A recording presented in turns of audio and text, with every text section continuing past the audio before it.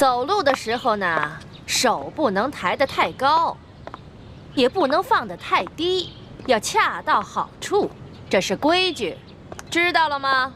知道了。继续吧。等一下，刘嬷嬷，我们这都练了2个时辰了，这早就过了饭点了，我们现在又累又渴的，能不能让我们先吃点东西啊？不可以。什么时候你们练好了，我觉得合格了才能休息。继续走吧。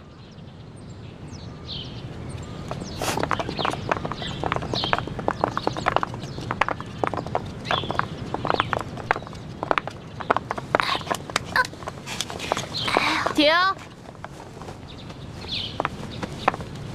易欢，谁让你坐下的？刘嬷嬷，我的脚破皮了，我走不动了。那你也先向本嬷嬷请示啊，怎么能擅自休息呢？刚才我都说了，这是违反宫规。这也算违反宫规啊？当然，在这个宫里，只要是做宫里不允许的事，说宫里不允许的话，全都是违反宫规。你知道去年的秀女里面有一个擅自喂了太皇太后的胭脂鱼，后来那个鱼胀死了。知道这个宫女怎么样了吗？怎么样了？哎呀，她可是被活活饿死了呀！饿死了？这么残酷的处罚，刘嬷嬷，那我向你请示，我能不能休息一下？不可以。起来继续。好疼啊！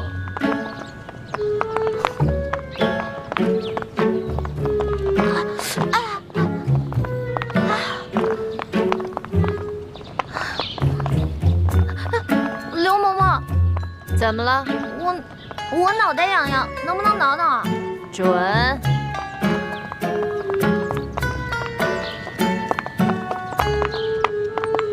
刘嬷嬷，说。我想，对不起啊，您肯定是那种通情达理的人嘛，不可能不让我打喷嚏的，是不是？下回憋住嘛。你哪儿那么多废话呀？赶紧走。哦。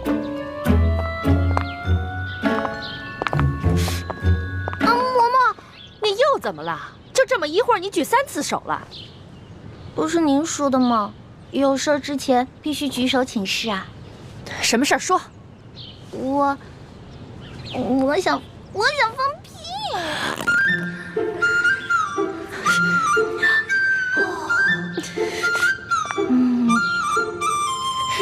嘿，你个小丫头，我算弄明白了，你这是存心跟我抬杠呢吧？没有，完全没有跟您抬杠，我这不是憋不住了吗？少跟我抬杠，你那点心思以为我不清楚吗？来人呐，把他给我拖下去，杖责20。等一下。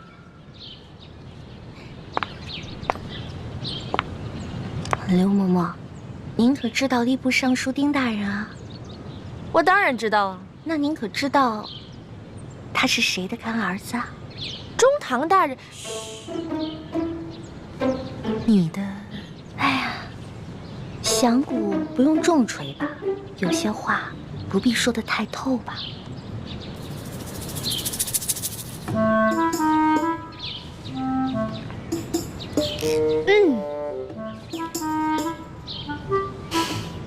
算了，我就看在你脚磨破皮的份上，放你先去休息一会儿吧。谢谢刘嬷嬷。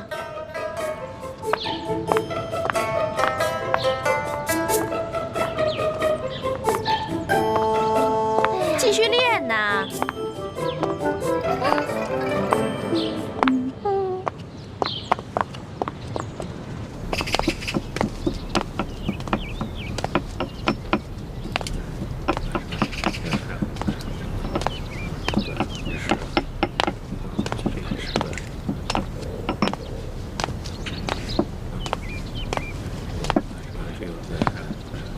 这就是咱们的院判大人。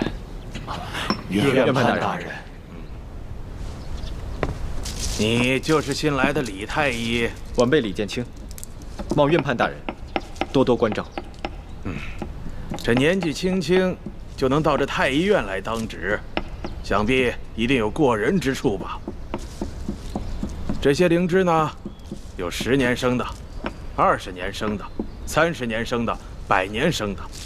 药工们在晾晒灵芝的时候，突然下雨了，他们慌慌张张地抢收，把一些灵芝混在一起了。不知李太医可否3日之内将这些灵芝按年份分开，以便配药之用啊？3天时间，恐怕不合适吧？那你需要多长时间呢？1炷香。一炷香，太狂了，这怎么可能？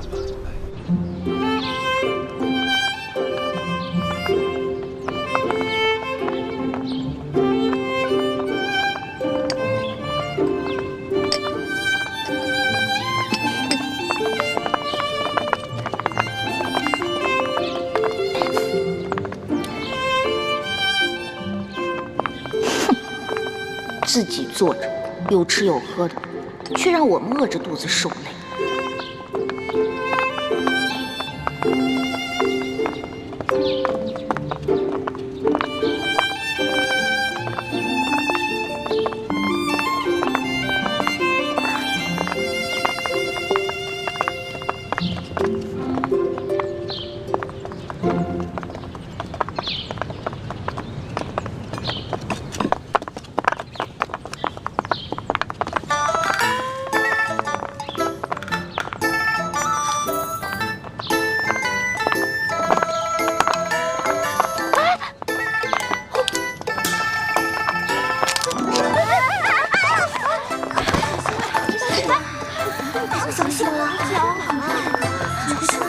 没事吧？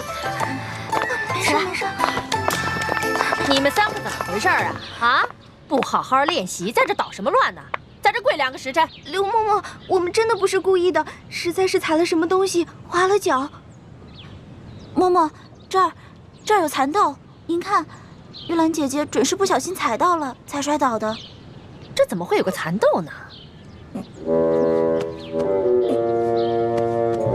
你怎么了？说话呀！啊，我刚刚噎着了。好端端的，你为什么噎着了？刚才口水没倒过来，一下子噎着了。口水没倒过来呀？这个周围全都是你嘴里的蚕豆味儿了，还想蒙我？手拿过来。我什么都没有。手拿过来。我真的什么都没有。刘嬷嬷。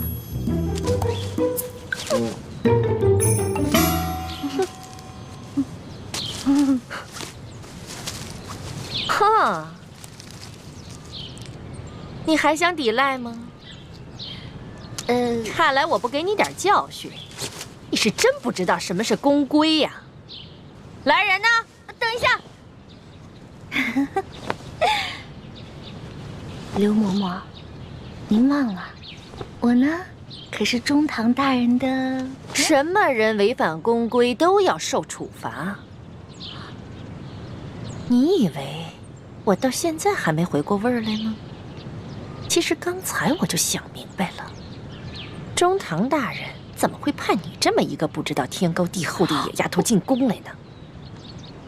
你既然那么嘴馋，又担心挨饿，那我就罚你今天闭门思过，谁都不许给他吃喝。什么？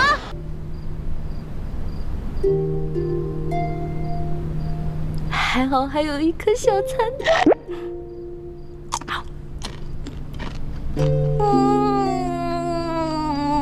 好吃。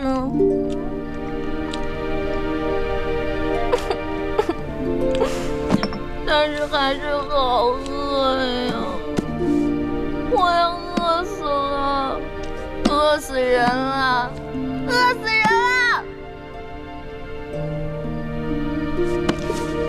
喝点水顶顶饱吧。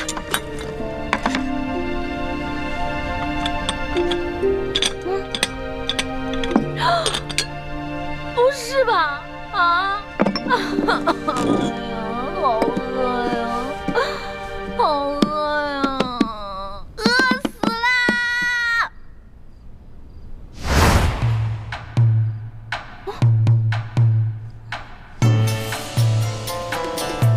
烤鸭。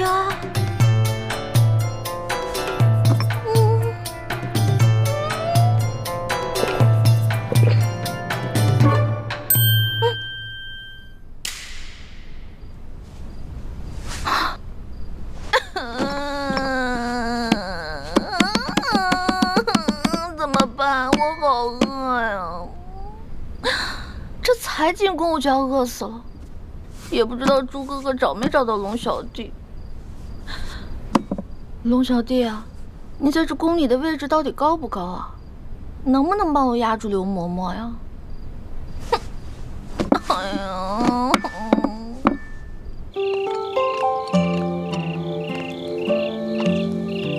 大哥，大哥，大哥，大哥，大哥！不是约好了在这见面的吗？人呢？会不会是刚进宫找不到路啊？哎，不对不对，他那么聪明，怎么可能呢？难道是出什么事了？大哥，大哥！饿死了。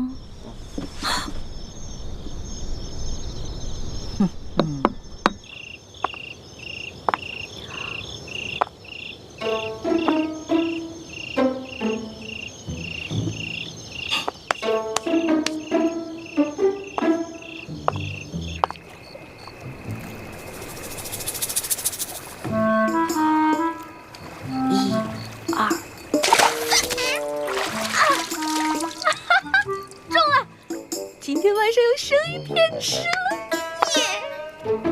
走着，走了，生鱼片。太爷，太爷，太爷，嘿，吓死我了！哎呦，原来是你这个鬼东西在这装神弄鬼啊，吓我一跳！太爷，你还说是不是？行，看我怎么教训你！哼，让你知道我的厉害！嗨，你师傅没教过你吗？祸从口出，被我逮着了吧？走！哟，哎呀，进宫就要少说话，多做事，知道吗？不要像我一样叽叽喳喳的，聒噪。不许再说了啊！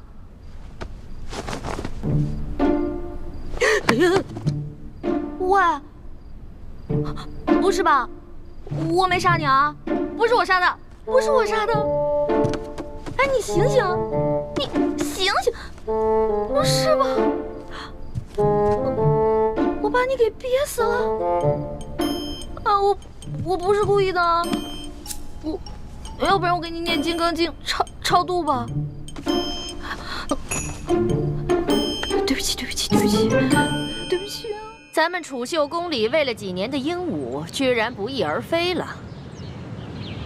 养在池塘里的锦鲤也少了一条。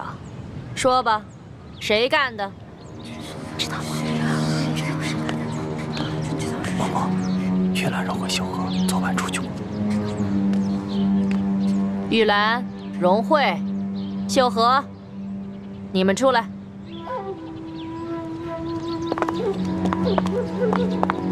昨天晚上，有人看见你们离开住处出去了，去哪儿了？秀禾妹妹半夜要小姐，夜里黑，她一个人害怕，我和荣慧陪她去的。只是去小姐，那有没有在回来的路上，顺便偷个鸟、抓个鱼什么的？嬷嬷明鉴，我们哪敢在宫里偷东西啊？可是除了你们三个，就没人离开过房间。不是你们还能是谁？来人，把这三个给我拖下去掌嘴，直打到招了为止。我饶命啊！我饶命啊！饶命啊！饶命啊！慢着，昨天除了他们3个，还有人离开过房间。谁？我。你？我昨天不是罚你闭门思过吗？你居然敢偷偷跑出去！是啊，我闭门思过了。我1天没吃没喝，但是我总得拉撒呀。其实我早就怀疑你了，只不过是因为没有证据，我不便发问。这批秀女里边就属你胆子大，准是你昨天饿了1天，又打起那鱼鸟的主意了吧？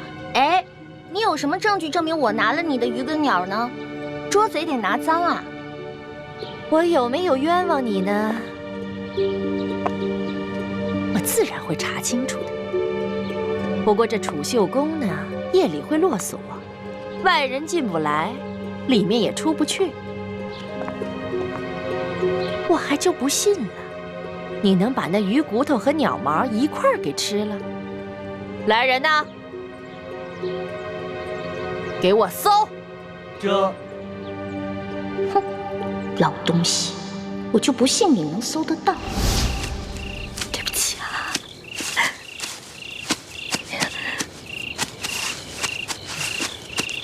对不起，对不起。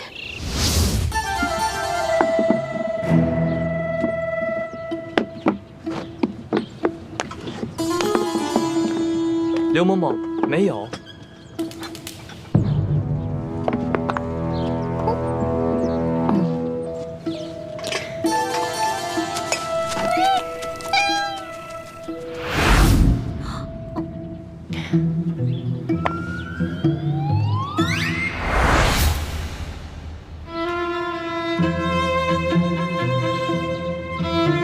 这个丝帕是你的吧？人赃俱在，还想抵赖吗？您看看，您看看，这被发现了。不过是这样的，昨天晚上啊，我是路过，我就看着这只鹦鹉想偷吃那条鱼，我就想着赶紧制止啊，我就拿我那个丝帕往它脸上一捂，没想到它就死了。到这个时候了，你居然还这么嬉皮笑脸的跟我口吐妄言呢！本来我今天就想打你20大板的，看你如此顽劣，胆30。这，哎，等一下。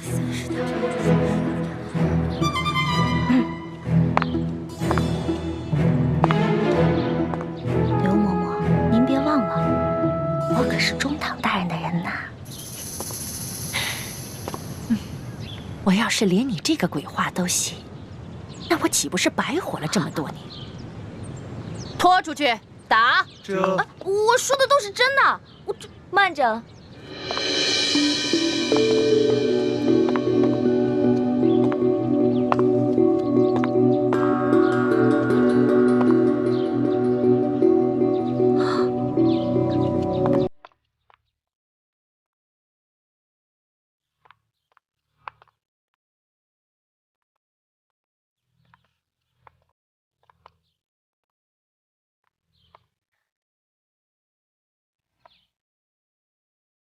刘嬷嬷，可否借一步说话？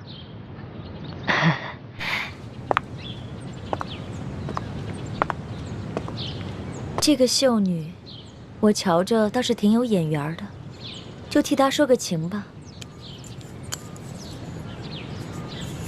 昨儿个皇上赏赐我很多珠宝玉器，只是这个镯子我戴着太大了，想来这大小啊，正适合嬷嬷你呢。哎呦，那就多谢厉贵人赏赐了。今天这事儿就看在厉贵人的面子上，我就不追究了。那就多谢嬷嬷了。这个秀女有些不懂规矩，不过长得嘛倒是挺可人的。嬷嬷不如把她交给我，我来替嬷嬷好好调教调教。厉贵人，你亲自调教，那自然是易小主的福分了。易欢，还不谢过厉贵人？易欢，谢过厉贵人。皇上有旨，宣易欢姑娘侍寝。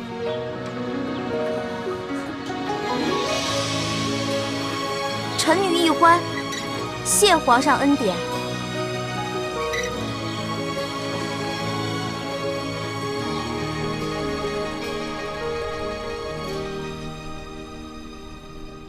清晨的风吹如花，落入尘世的繁华，爱迎来卷风沙，恨不过一生的牵挂。愿做他掌上的明珠，献上我纯真的祝福。你爱照我心，献情礼物，留下无悔的情愫。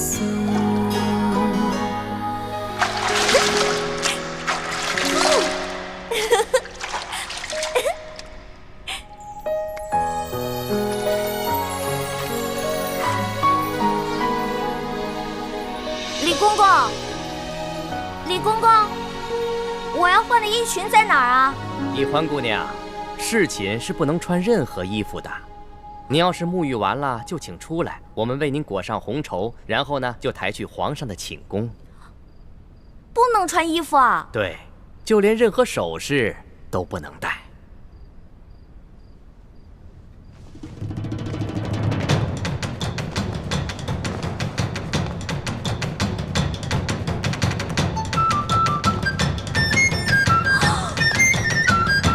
那你别进来啊！出去，出去，出去！你们出去！不行，必须由我们亲自给你裹好红绸，顺便检视一下易欢姑娘的身体皮肤状态，看看有没有突发的瑕疵，以防止易欢姑娘夹带其他的物品。那哪行啊？男女授受不亲。要不这样，你们先出去，等我穿好了叫你们。敬事房太监主要负责皇上和后宫所有嫔妃的房中之事。易欢姑娘入宫之后，难道就没有学习过吗？学是学过了，但我现在不是还有点不习惯吗？这。哎，你们！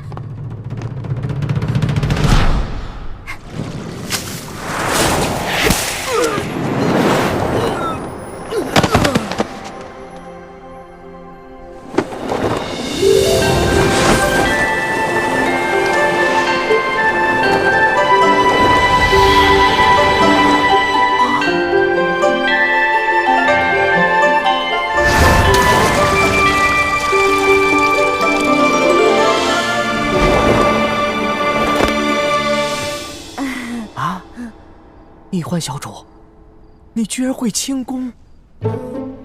我爹啊是武将，所以从小呢，我跟他学过一些。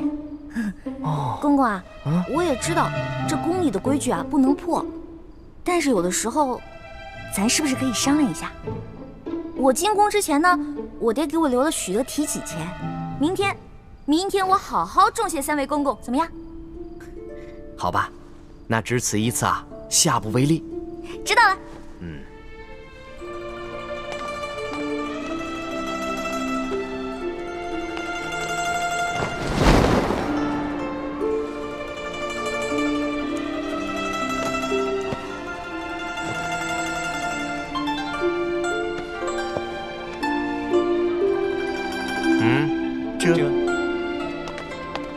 哎，那个公公，我把那个丝巾拿一下，我的丝巾，我的丝巾，我的丝巾！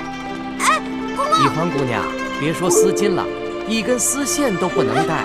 我的丝巾，公公，我的丝巾！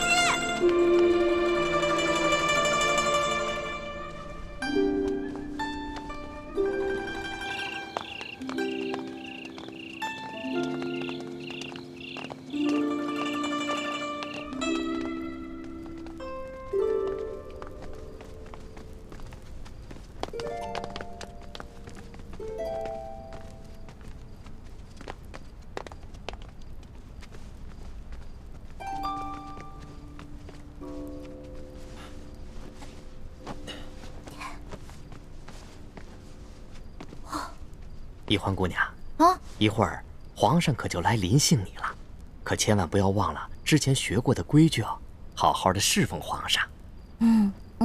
好，挂帘子。这。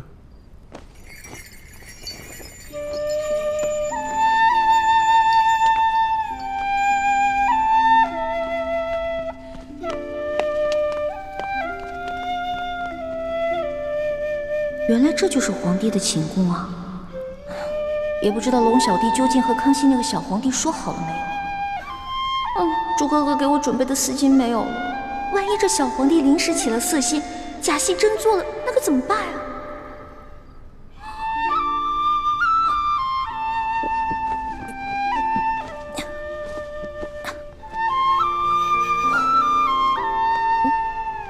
完了！猪哥哥要是看到我穿成这个样子，肯定会气个半死。要不，趁这个小皇帝还没来，我赶紧溜了吧。万一那个小皇帝怒了要砍我的脑袋，那龙小弟肯定会帮我求情啊。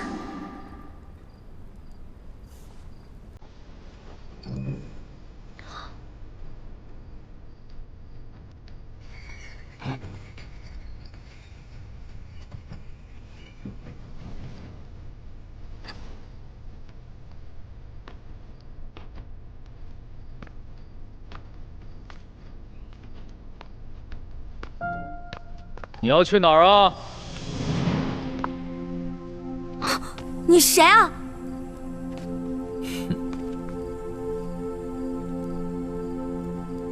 除了朕，还能有谁啊？你是皇上？你是皇上，为什么要戴面具啊？啊，朕喜欢在临幸后宫嫔妃之时，玩一些有情趣的小游戏。臣女易欢叩见皇上。皇上万岁万岁万万岁！起来吧，这里又没有外人，不必那么拘束。谢皇上。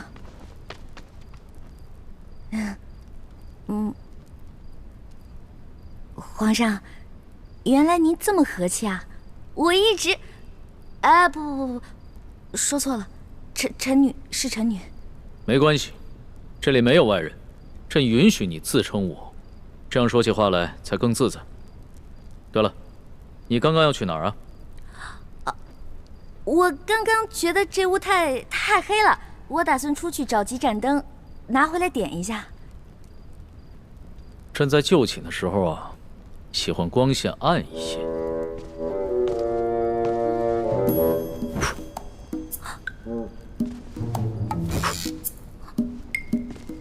皇上！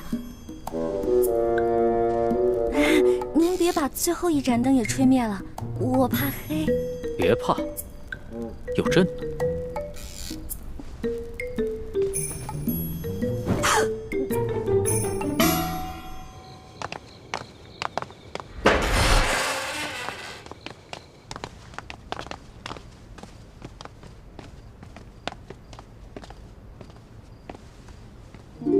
微臣李建清叩见厉贵人。李太医免礼。谢厉贵人。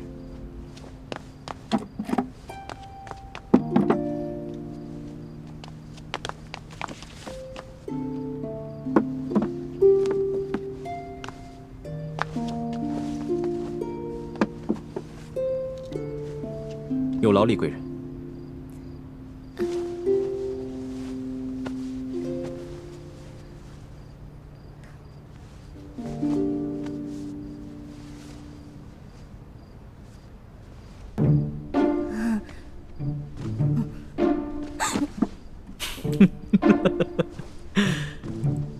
你看起来好像在发抖啊，很怕朕啊？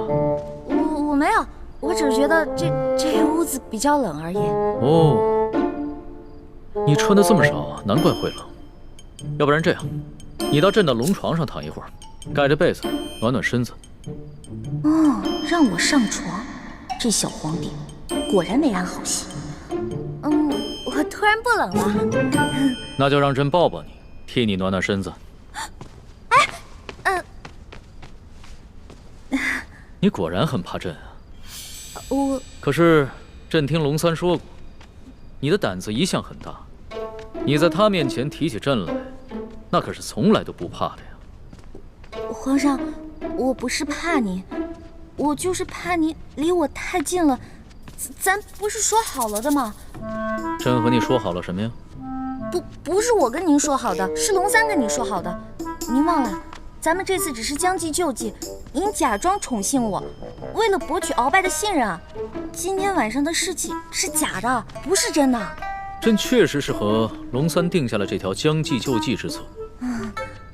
只是这漫漫长夜，何苦虚度？咱们也不必演戏了，就让朕真的信了你。再说了，这全天下又有哪一个女子不想做朕的女人呢？皇上，这天下女子也不尽是贪图荣华富贵之辈啊。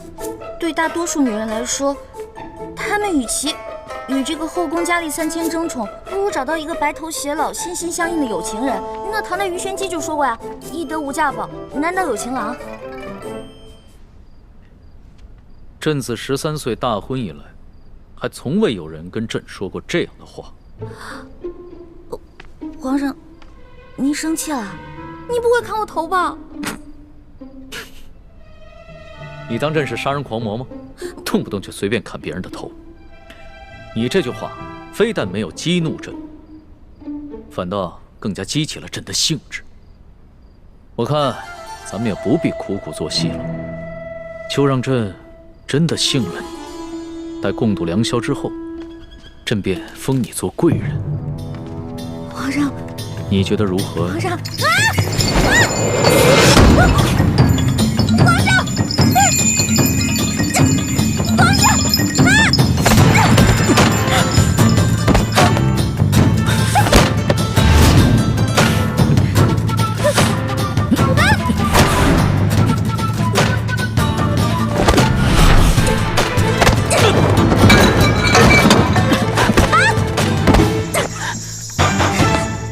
皇上，谁让你们进来的？启禀皇上，奴才见到殿内没了灯光，又有打斗之声，还以为来了刺客，所以赶紧进来护驾。刺客？什么刺客？哪有什么刺客？没有朕的旨意，谁也不许进来。这……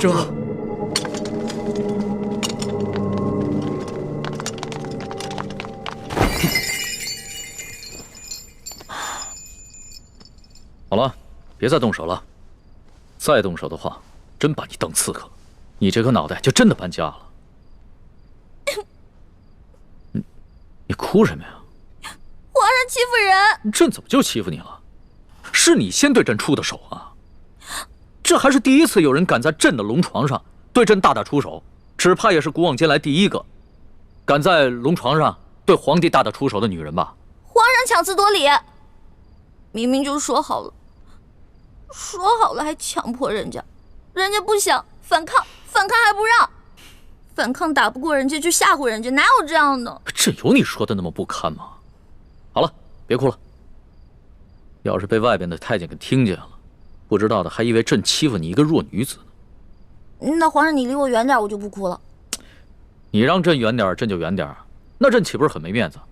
啊，龙小弟，你在哪儿啊？你还说皇上是个正人君子，结果皇上就欺负一个弱女子。来，好了，别哭了。哎，朕不跟你这个小女子一般见识。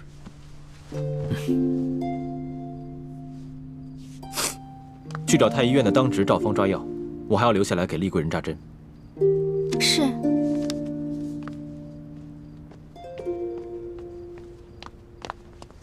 你去烧壶热水，一会儿我要替厉贵人更衣。是。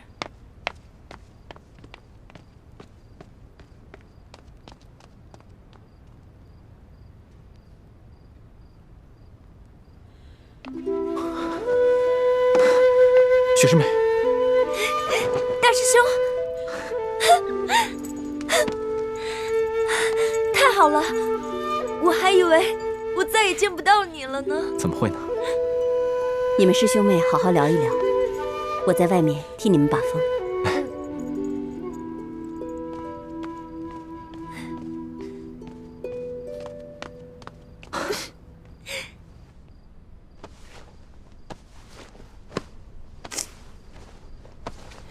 你找什么呢？我想找个手巾擦擦脸。这龙床上哪有手巾啊？朕也不想传太监打扰我们。哎，你又想干嘛？放心吧，朕不会动你的。朕堂堂天子，一言九鼎，给你擦个眼泪。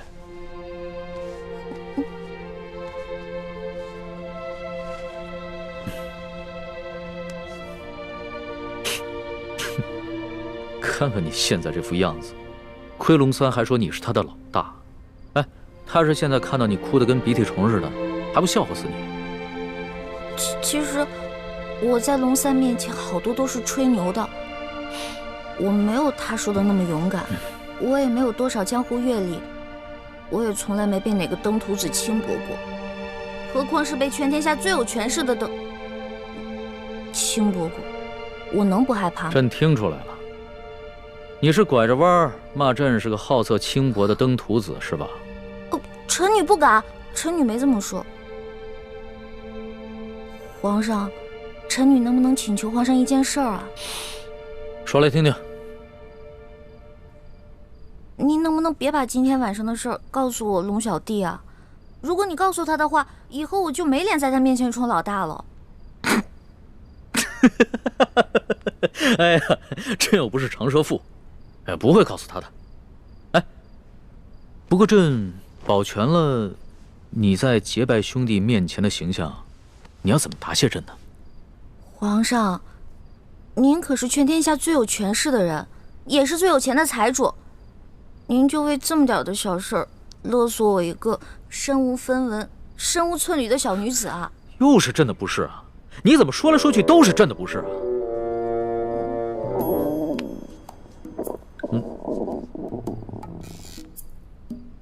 什么声音？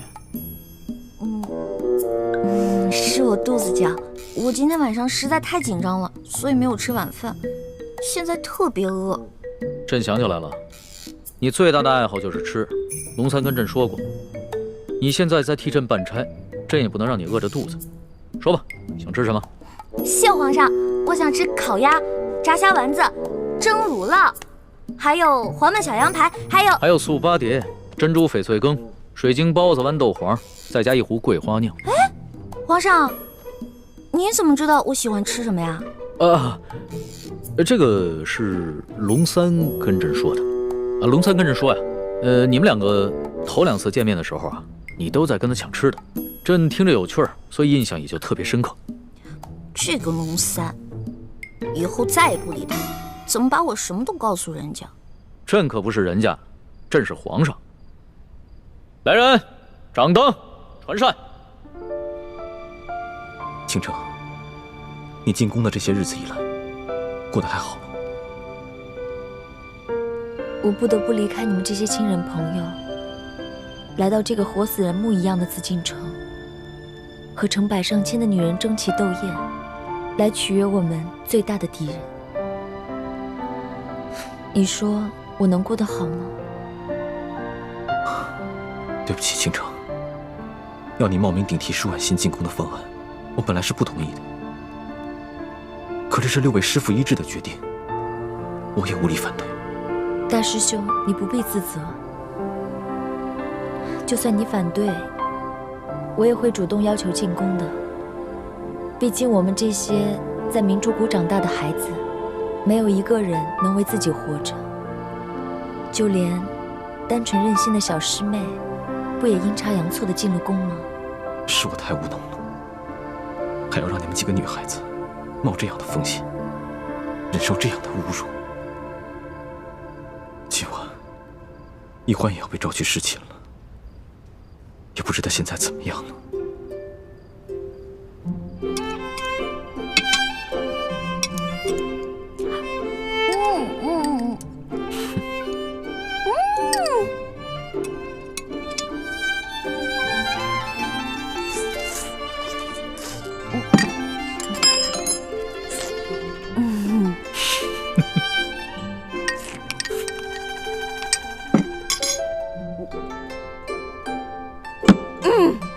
饱了。吃好了？谢皇上恩赐。撤掉吧。这。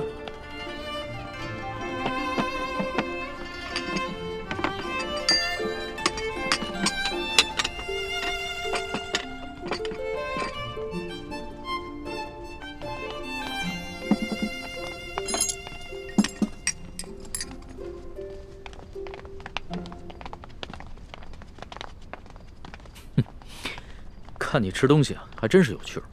你一个女孩居然能吃得这么香，你这小小的肚子里，到底是怎么装得下这么多东西的呀？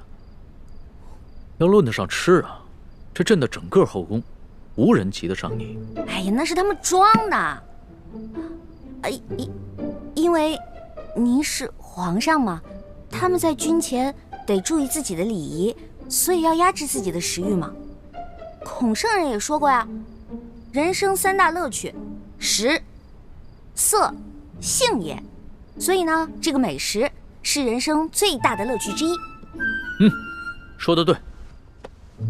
食色是人之本性，现在食之乐趣你已经享受过了，要不要再享受一下色之乐趣啊？看来这个色狼皇帝还真是狼心不死啊！哎呀，要是猪哥哥给我的丝巾在就好了，让我骗他闻一闻，就能让他乖乖睡着。哎呀，这一夜良宵还剩一半啊！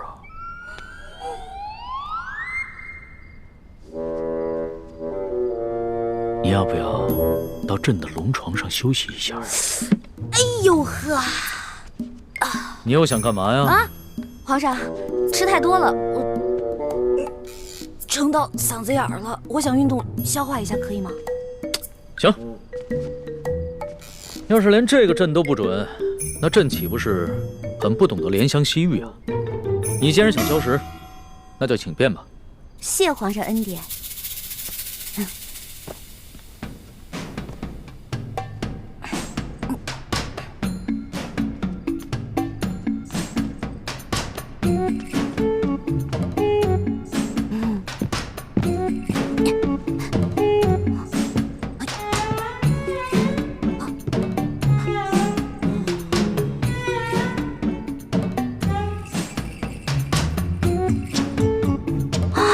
色狼皇帝还真是耐心啊！看来是打定主意要吃了我总不能就这么运动一晚上吧？这可怎么办？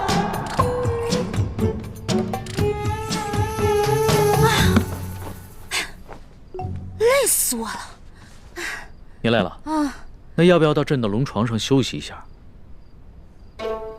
哎呦，皇上，我可能吃坏肚子了，我肚子特别疼。刚才吃了好多杂七杂八的，特别疼。现在你肚子疼啊？那要不要朕传个太医给你瞧瞧？那不必了，我只要回自己的房间睡一会儿就行了。既然你都要躺在床上休息，那为什么要回到自己的房间休息呢？朕的龙床一样可以休息啊。我这可不一样啊！我肚子疼，我可能会拉肚子。我在您这儿拉肚子不合适，是不是？我得保持在您面前的仪态，所以还是让我回去吧。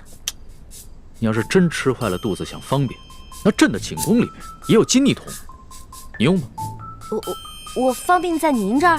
哎，不合适，皇上，您可饶了臣女吧。人食五谷生百病，吃喝拉撒那都是正常的事情。要是连这个朕都接受不了，岂不是有违人伦？哎，你别紧张，要是真吃坏了肚子，你就在朕这儿方便，朕不介意。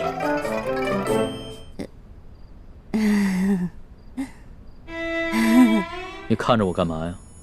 黔驴技穷了，是吗？这个色狼皇帝想吃了我，门儿都没有。哎，有了，我可以骗他行酒令，我灌醉他。为什么又不说话了？是不是又在想什么花招啊？哎，皇上，咱们玩耍骰子赌酒吧。这样，咱们赌，如果你赢了，我就听您的上龙床；但如果你输了，您就让李公公送我回去。怎么样，敢不敢赌啊？这倒是挺有趣的，还从来没有人敢跟朕耍骰子赌酒的。好，朕就依你。来人，上一壶酒，再加2副骰盅。等一下，上一坛酒。皇上要喝酒，咱们就喝大的，杯算什么呀？咱们用碗喝怎么样？好，那朕就看一看你的酒量到底有多好。皇上不好意思啊，您输了，喝酒，喝。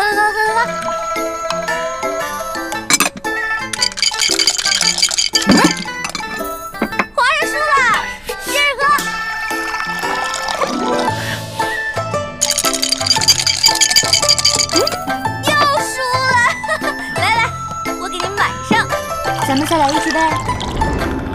不行，不行，真不行。哎，去哪儿啊？这酒还没喝呢。皇上，哎，皇上，皇上。哎呀，让我看看皇帝长什么样。让我看一眼。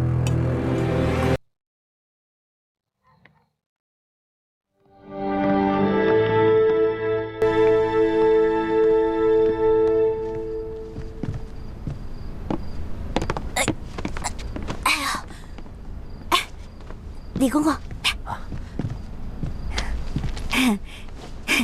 今天多亏了您了，拿着吧，拿着吧。易欢姑娘，你可真是大方啊！哎，今天我看皇上对待易欢姑娘，比封了正位的娘娘还要特殊。易欢姑娘日后一定能够飞黄腾达。哎，多谢李公公了。这假如以后皇上再传我侍寝的话，还得有劳李公公多多照顾。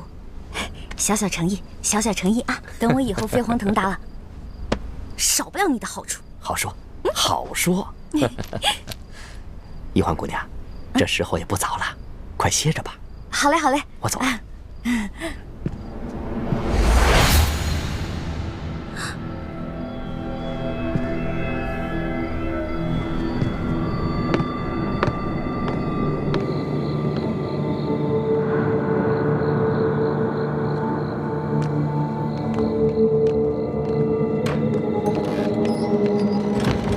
公公，这儿有没有方便的地方？咱家带你去吧。哎呦，那有劳公公了。原来这个李公公就是鳌拜埋伏在皇上身边的内线，那他肯定早就得到了鳌拜的指示，所以才会不动声色的关照。别怕，是。你怎么穿成这样？朱哥哥，你怎么来了？那康熙有没有碰你？我刚才去见了倾城才知道，原来这宫中给皇帝侍寝，居然要脱光，再由太监用红绸裹着送到龙床上。你没事吧？哎呀，我没，哎呦，我当然没事了。真的没事。听倾城说，侍寝的时候连一根丝线都带不进去，我给你的蒙汗巾肯定也带不进去吧？那你怎么应付的？我就不信，那康熙看到你这个样子，他会不动心吗？他刚开始是有点动心，对我有点动手动脚的。不过我后来跟他提龙三了，我说我们这是假戏，不能真做。后来他就没怎么样了。真的？真的。朱哥哥，你要是再怀疑我的话，那我可生气了。对不起，欢梅，是我错了，我相信你就是了。这次是我太大意了。如果那康熙再找你侍寝，我得赶紧想一个法子，确保万无一失。哎呀，朱哥哥，你先别着急嘛，我有重要的事情要告诉你。我才发现，原来这个李公公就是跟鳌拜勾结的内奸，怪不得李公公今天这么照顾我呢，肯定是鳌拜提前跟他打过招呼了。原来李公公就是鳌拜埋在康熙身边的棋子，此事万万不能让康熙知道。为什么呀？如果我们跟龙三说了，让他汇报给康熙，不光龙三能立功，还能得到好多奖赏。我们可以拿着这些钱去买好多东西，分给谷底的兄弟姐妹啊。欢妹，你又犯傻了。我们这次来紫禁城，可不是来敛财的，我们的目的是要挑起康熙跟鳌拜的内斗。你想啊，如果我们帮康熙除掉了鳌拜埋在他身边的一条蛇，这对于我们来说能有什么好处？对，你说的对，那我明白了。哎，叶哥哥跟樊姐姐怎么样了？刚刚得到他们的消息，他们已经跟踪到了吴应奇的车队，正在想办法下手。我们在宫里的计划还挺顺利的，希望叶哥哥跟樊姐姐能顺利的找到1号金钥匙，这样我们就可以早日平安的团聚了。我先走了，早点休息。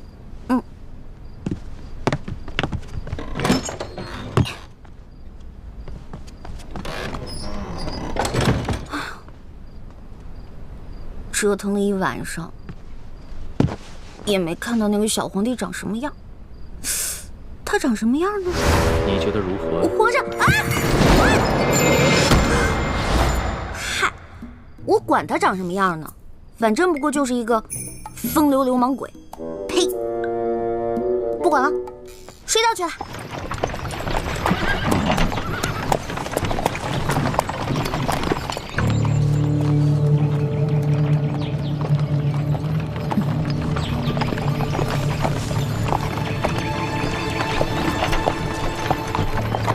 这次押送有利地的遗物进京，吴应奇并没有派兵大张旗鼓押运，而是让手下的兵士全部都假扮成镖师，押镖进京。你看见了吧？那人叫石青红，是吴三桂手下最骁勇善战的副将之一。我记住了。不过我们跟踪车队这几天，吴应奇一直躲在车上不肯露面，这里面会不会有什么蹊跷啊？应该不会吧？我们在平西王府的内线是亲眼看着他护队出发的。只不过传闻，这个吴二公子一向深居简出，性情内向。这快下雨了，一会儿他们想必也要躲雨。前面有一处凉亭，不如我们先去守株待兔，看看这个吴应奇究竟是个什么样的角色。走。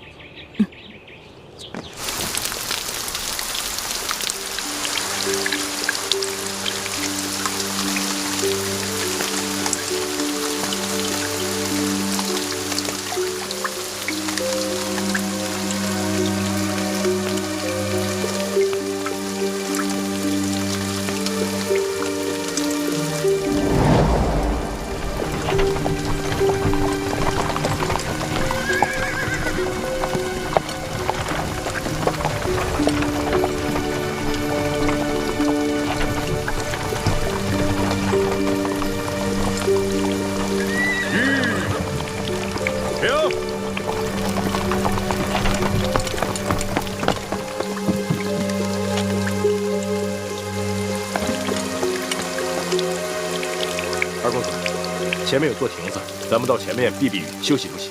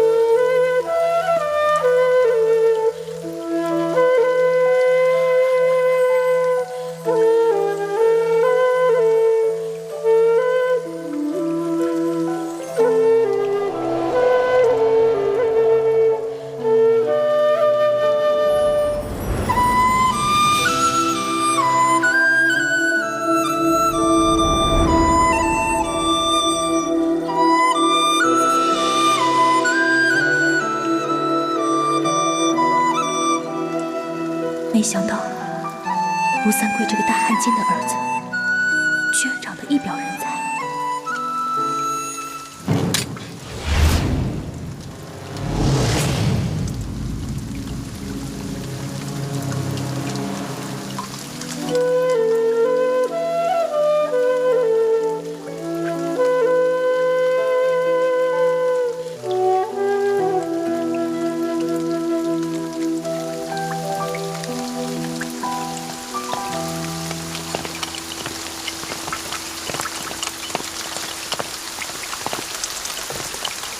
二位，赶快离开这里！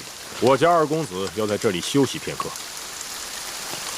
哼，这位镖头，这亭子又不是你们的私有之物，更何况是我们兄妹先到，你们后来，凭什么赶我们出去？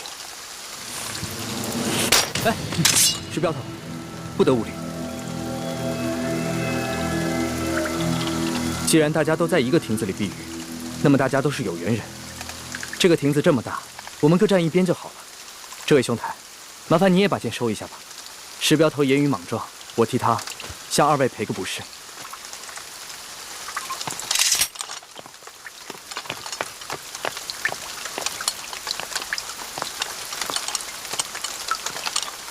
二公子，请。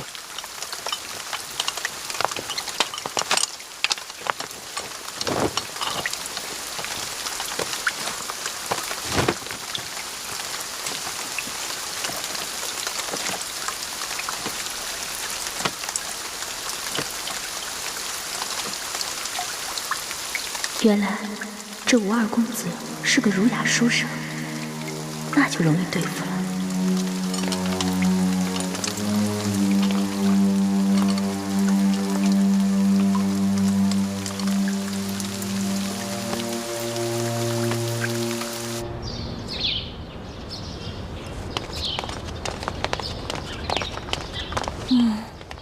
这个龙小弟怎么回事？还不来？气死我！老大，哎，放手，待会儿被人看见了，咱俩都有麻烦。我问你，为什么让我等那么久啊？哎呀，你还说呢？要不是昨天晚上你把皇上灌多了，啊，今天我值班，他没醒的话，我能擅离职守啊？哎呀，那个小皇帝啊，真不行，非要跟我喝酒玩骰子，我几下直接倒了。知道我是谁吗？我可是赌遍全乡无敌手啊！他能玩得过我吗？直接被我撂倒。小弟明白了，这个老大不仅武功比小弟高明，这别的本事也比小弟高明。那是，不然怎么做你老大呀？来，啊，过来，说句话。臭死了！怎么浑身酒味啊？没有吧？我有酒味吗？我早上漱口了呀。昨天晚上偷着喝酒啦？对啊，我跟我几个好兄弟啊，在喝酒，又在拼骰子，输了不少钱呢。我输了多少啊？反正啊，这大半年的俸禄是没了。老大，你可得帮帮我。放心，我是你老大，你是我小弟，你的事儿就是我的事儿。回头老大教你几招，保准你把钱全都赢回来，怎么样？真的？那当然。老大，你是不是所有赌术都会啊？也不是啦，毕竟老大也是个小姑娘嘛，小姑娘家家的，又不能经常往赌场里跑，是不是？是，老大还是个淑女嘛。差不多吧。不行了，小心，慢点啊，慢点啊！哎呀，姑娘，求求你帮帮我们吧！快起来！我儿媳妇回娘家探亲，路上不小心动了胎气，现在天上又下着雨，前面5里地就是接生婆王婆婆家，你能不能把马车借我用用？那马车不是我的，是这位公子的。你帮帮忙吧！石镖头，要不然把马车给他们，让他们去找接生婆吧。不行，万一这女子要是在半路生产，岂不是弄脏公子的车？石镖头，救人一命胜造7级浮屠，更何况区区一辆马车算什么？快去吧。不行，出门的时候老爷吩咐过我，要我务必保证您的安全。可是眼下这2位一看就知道是来路不明的江湖中人，我不能离开公子半步。石镖头，他们2人一看就是面善之人，况且和我也没有什么深仇大怨，你有什么可不放心的？这样，我陪你一起去。公子，万万不可！万一这娘子要是真在您的车上生产，您可就沾了血光之灾，惹来一世的晦气。哎呀，公子啊，我求求你了！你快起来！公子，求求你了！这位镖头，我和我妹妹都是猎户出身，我妹妹的脸只是小时候不慎被熊瞎子给抓伤了，所以才不得已戴着面纱。可我们都是安分守己的平民百姓，不然这样吧，我同你一起送着婆媳去找接生婆，只留下我妹妹和你家公子在这庭中，这样你总该放心了吧？这个办法好。石镖头，事不宜迟，你们赶紧去吧。也好，二公子，你自己多加小心。好在押送镖车的伙计们随后就到，要是真出什么意外，记得及时发送求援信号。好了，赶紧去吧。哎呀，多多谢公子，多谢公子的大恩大德。来，快起来。老太婆无以为报，只有以后多为你烧香祈福了。来，这个您拿着，路上有。谢谢。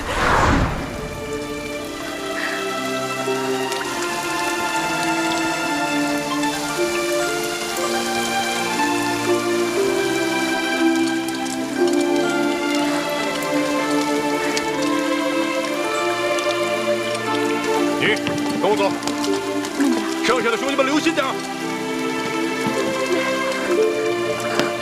慢点啊！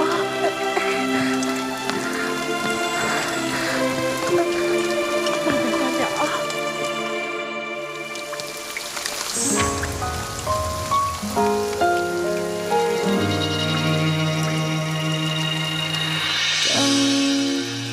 何时天会晴？雨后的世界比较安静。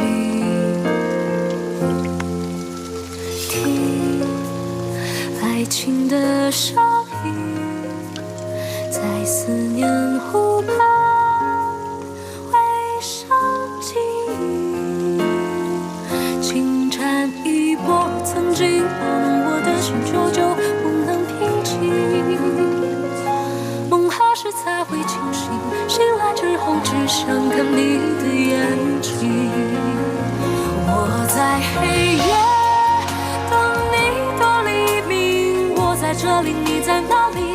思念无来及今夕何夕？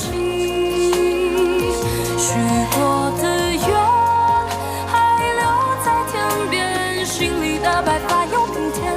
过一天一年，多谢公子。姑娘，我看这雨一时半会儿也不会停，伞你还是自己留着吧。那就多谢公子了。姑娘，请。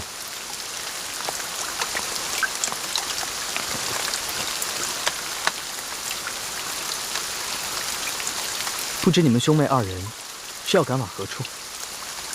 我们兄妹二人准备前往京城投亲，只是这一路上路途遥远，盗匪众多，不知能否平安到达。不瞒姑娘，我这一车货物啊，也是赶往京城。若你们兄妹二人不嫌弃的话，我们可以一路同行。那就多谢公子了。在下吴应奇，家住昆明，敢问姑娘芳名？我姓叶，双名倩影。叶倩影，这名字真好听。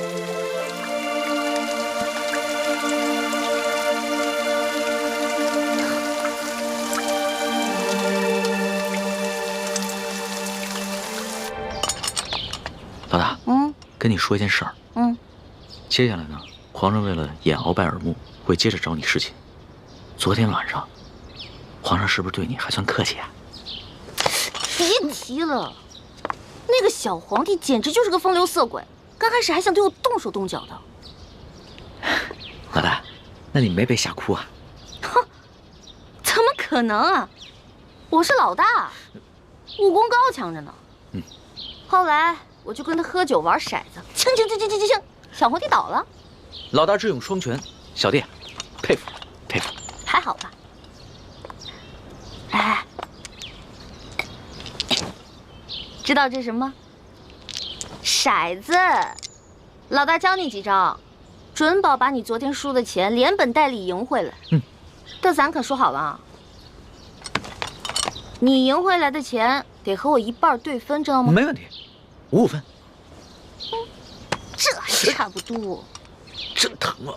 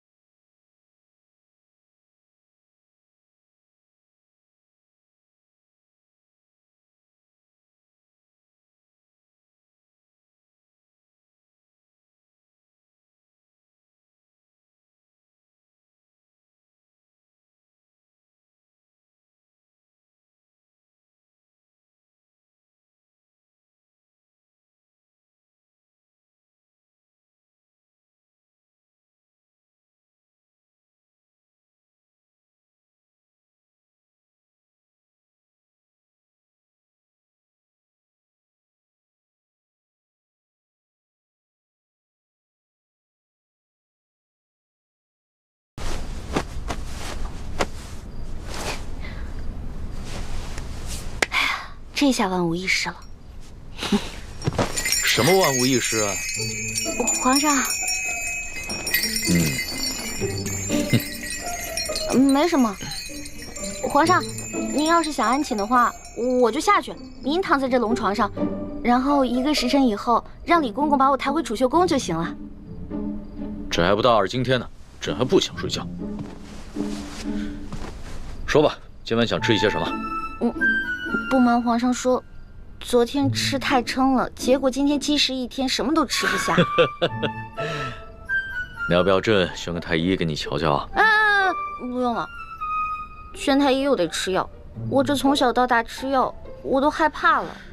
我看你这活蹦乱跳的，也不像有什么病症，为什么从小到大要吃药啊？我不有一个头疼的隐疾啊，这病起来吧，简直要人命。我爹呢，从小给我找了好多郎中，所有郎中都说无药可治，只有1个郎中说可以治，但是他说的是个偏方，而且这个药引实在太难弄了。什么药引这么难找？你告诉朕，朕给你找。谢谢皇上，还是算了吧。算什么算？快说。这个药引就是龙珠。龙珠？什么是龙珠啊？就是皇上的眼泪啊，是您的眼泪啊。不过您是皇上，您是天子，您怎么可能为我流泪呢？那这就有点难办了。说实话，朕从小长大，除了8岁的时候，父母双亲薨逝以外，还从来没有掉过眼泪呢。没事儿，这只是个传说，奴婢都不放在心上，皇上就更不用当真了。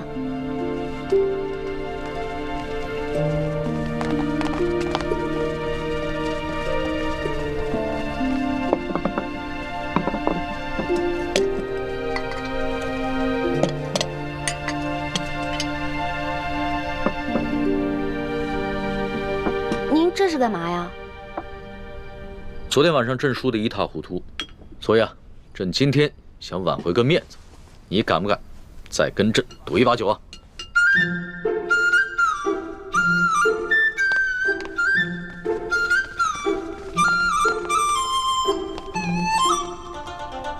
可以啊，不过到时候皇上输了可别赖账啊。你放心吧，朕虽然有色心啊，但是更有毒品。你说什么？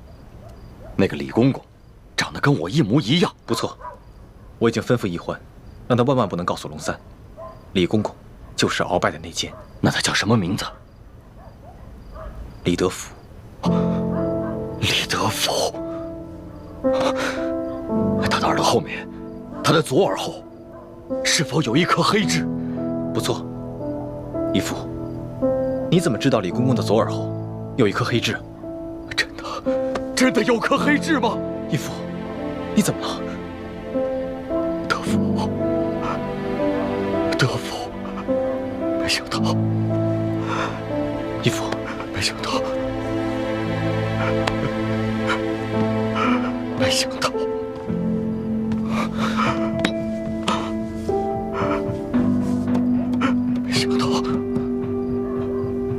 没想到他还活着。义父，他还活着，而且他还进了紫禁城，当了大内总管。义父，这李德福李公公，他就是我的孪生兄弟呀！什么？李公公是你失散多年的亲弟弟？不错，我们2兄弟本是陕西贫寒农家之子，我叫李德禄，我的亲弟弟就是李德福。李定国是我成年以后自己改的名字。10岁那年，家乡遭了病灾，我的父母就死于乱兵之手。我和我这个孪生兄弟就成了孤儿，颠沛流离，不知所据。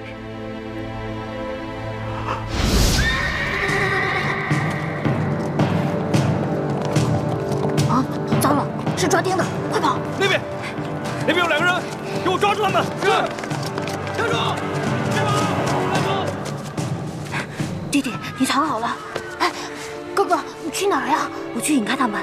不行，哥哥，爹娘临死前说过，要我们兄弟俩永远都不能分开。爹娘不在了，你就应该听我的。现在到处都在打仗，我们2个要是都被抓了，就都活不成了，那咱们李家就真的绝后了。哥哥。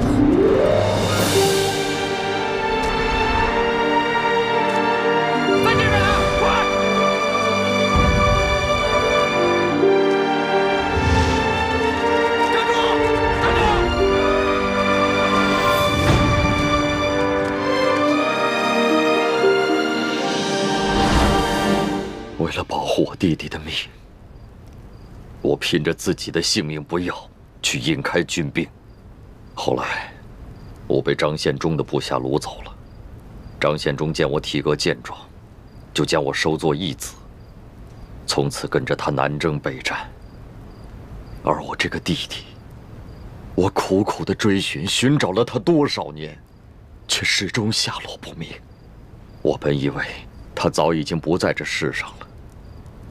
可是没想到，他居然进了紫禁城当了太监，如今更是成了鳌拜的爪牙。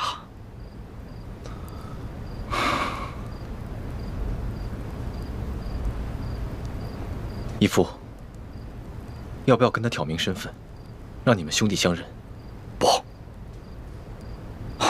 不，如果你跟他挑明关系，那你跟易欢就暴露了。我这个兄弟失散了这么多年，他现在变成了什么样的人，我是一无所知。他是否还顾念着跟我的手足亲情，我毫无把握。我们不能冒这个险。好，那我暂且不动声色，慢慢观察，慢慢找机会去试探他。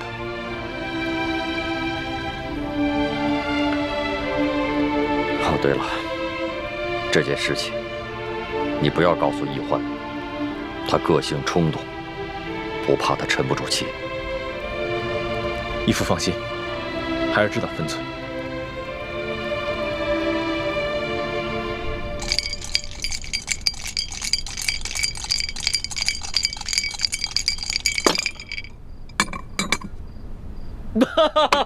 你又说了，来，喝。干嘛？朕都愿赌服输了，你还想来仗啊？有鬼！什么鬼？这好奇怪啊！皇上，你今天掷骰子的手法怎么变得高明起来了？昨天掷骰子10把当中，你最多只能赢3把，可是今天却跟我不相上下了。朕今儿个下午找了几个会玩骰子的侍卫学了一下，朕是天子，天资聪颖，学什么东西一学就会。可是你这掷骰子的手法，我怎么看着这么眼熟呢？是不是龙三啊？果真是他，他居然把我传授给他的独家秘籍传授给皇上了。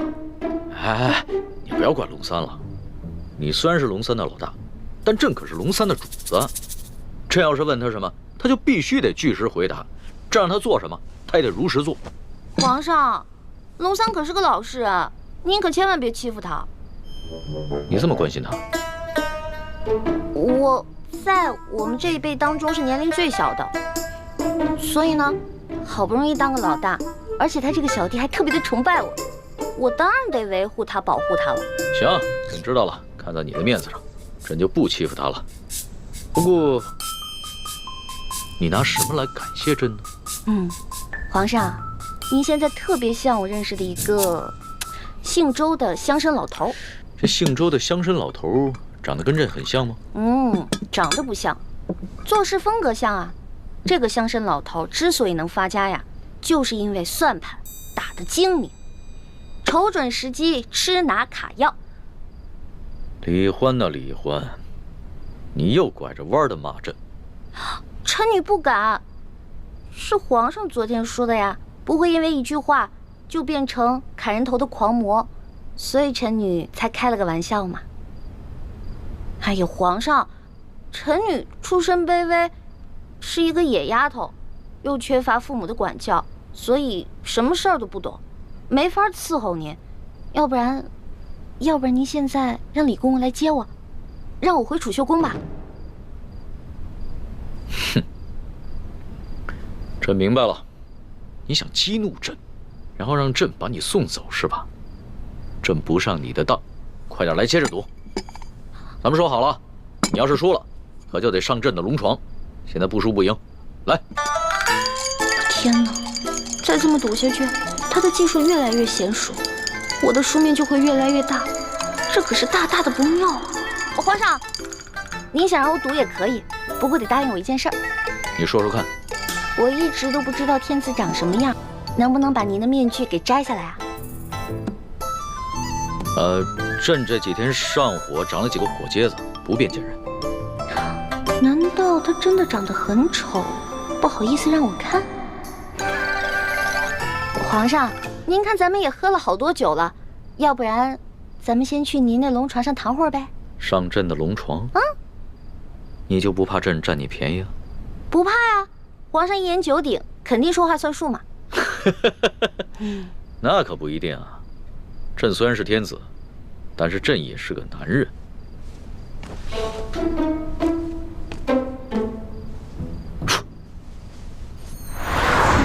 哎，你不是很怕黑吗？嗯？啊，有皇上在，奴婢就不怕黑。嗯，不对，有鬼。哪儿来的鬼啊？你不是一向很害怕朕的亲近吗？啊，朕知道了，你一定是想出了什么新招来对付朕，对吧？哪有啊，皇上，我怎么闻到这屋里有一股香味儿啊？香味儿？嗯，朕的龙床上哪有什么香味儿啊？倒是你身上有一股淡淡的清香。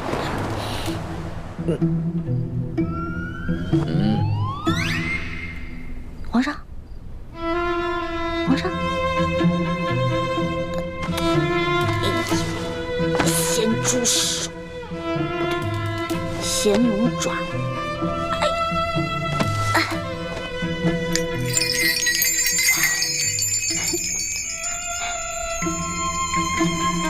不对啊，我这么着急拉铃干嘛？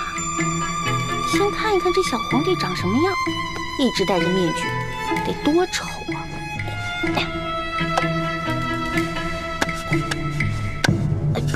哎呦，我的天哪！皇上已经安歇了，小主该回去了。等一下，哦。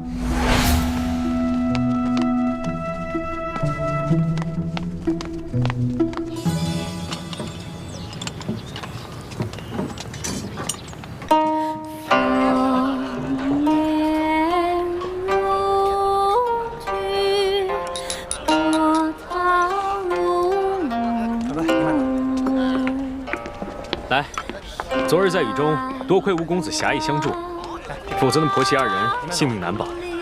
我们兄妹且待那婆媳二人敬吴公子一杯。不必客气，在下也不过是举手之劳。哎，石镖头，不如跟我们陪饮一杯。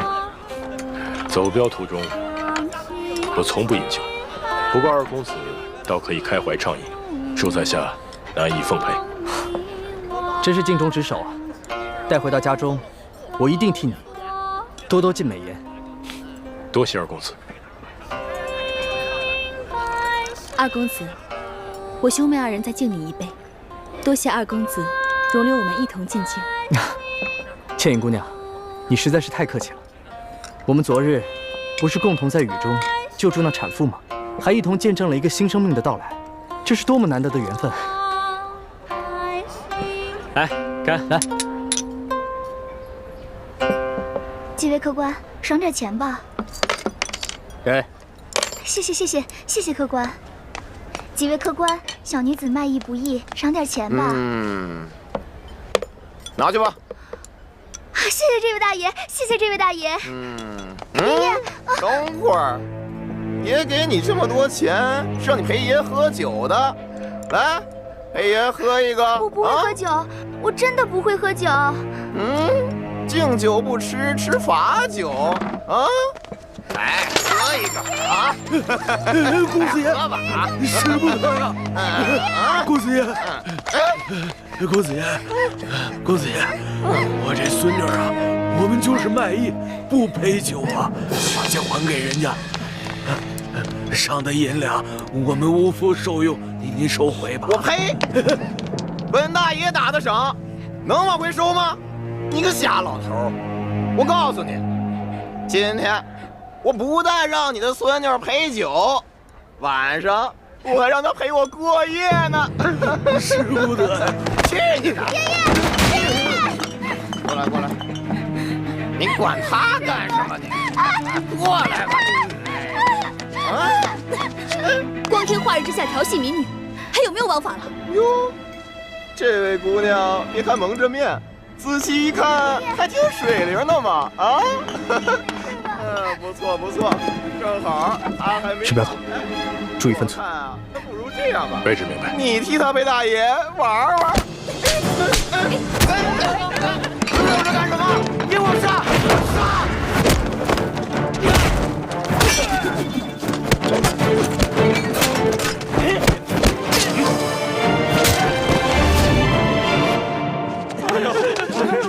快走！快走！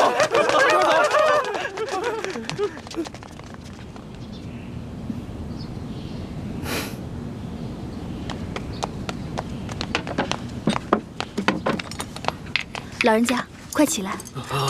那些坏人都已经走了。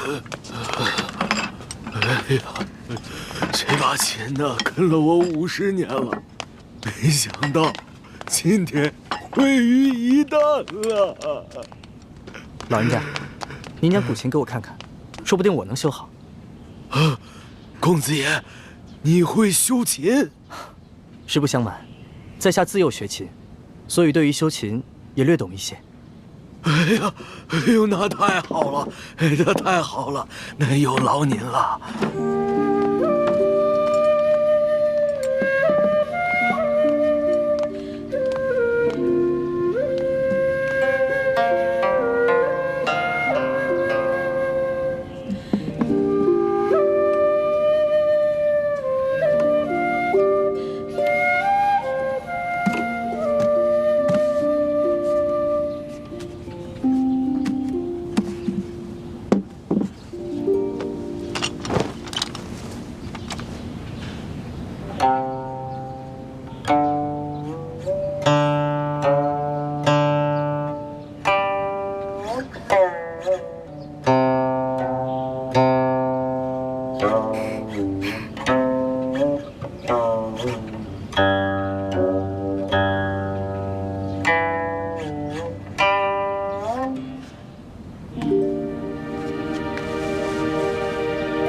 老人家，这琴已经修好了。